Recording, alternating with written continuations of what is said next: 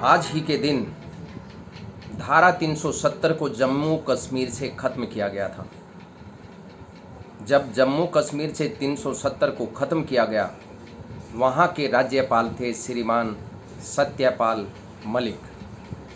वो सत्यपाल मलिक जिन्होंने आतंकवादी हमला होने के बाद सरकार की जिम्मेदारी को स्वीकार किया था कि सरकार की जिम्मेदारी, सरकार की कमी की वजह से इतना बड़ा आतंकवादी हमला हुआ।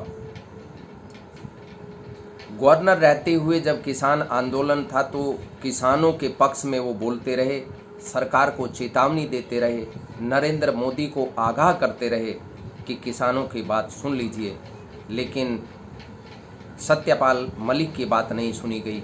और जब बात गले तक पहुंच गई तब देश के प्रधानमंत्री ने किसानों से माफ़ी मांगी।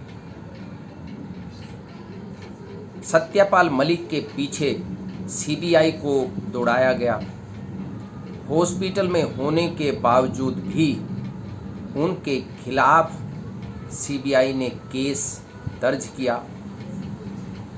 भ्रष्टाचार का केस दर्ज किया, जबकि सबको मालूम है कि सीबीआई ने सत्येंद्र जैन जो आम आदमी पार्टी के मंत्री थे 6 साल पहले उनके खिलाफ केस दर्ज किया था, लेकिन अब सबूतों के अभाव में उस केस को बंद कर दिया गया और सत्येंद्र जैन को बरी कर दिया गया।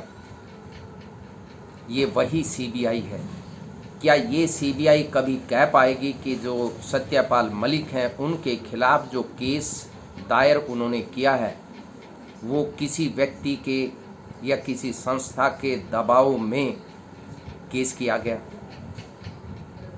क्या सीबीआई कभी ये मान पाएगी कि उनसे गलती हुई है? सत्येंद्र जैन को भी जिस तरीके से सलाखों के पीछे रखा, क्या उसका समय सीबीआई या बीजेपी या देश के प्रधानमंत्री उस समय लौटा पाएंगे? जिस तरीके से विपक्ष के नेताओं को या जो आवाज़ उठाते हैं, भले ही वो बीजेपी के ही क्यों ना हों, उनके खिलाफ जिस तरीके से षड्यंत्र रचने का काम हो रहा है, वो निश्चित तौर पर एक दिन ज़रूर आएगा जब ये सारी बातें एक्सपोज होंगी। लेकिन सत्यपाल मलिक के बारे में हम कह रहे हैं कि वो अब इस दुनिया में नहीं रहे। एक लंबी बीमारी के बाद वो बहुत भयंकर बीमारी से ग्रसित थे और पिछले काफ़ी समय से हॉस्पिटल में थे। हॉस्पिटल में आईसीयू में होने के बावजूद भी जिन्होंने बीजेपी की सेवा की या बीजेपी के माध्यम से देश की सेवा की, उनको गवर्नर तो नरेंद्र मोदी ने ही बनाया था। जम्मू कश्मीर का, गोवा का, जहाँ जहाँ भी वो रहे उन्होंने पूरी शिद्दत के साथ आवाज़ उठाई। अब वो इस दुनिया में नहीं रहे, लेकिन उनकी अमिट छाप हमेशा कायम रहेगी। देश ने एक जांबाज नेता को खो दिया जो शहंशाह की आंख में आंख डालकर सवाल पूछने का काम कर रहा था।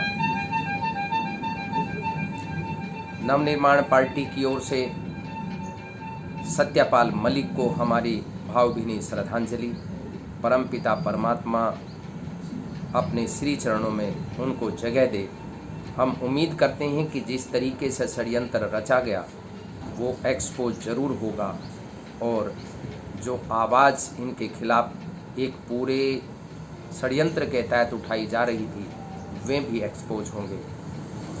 बहुत बहुत श्रद्धांजलि के साथ हम सत्यपाल मलिक के प्रति भावभीनी श्रद्धांजलि एक बार फिर से अर्पित करते हैं। ओम शांति शांति।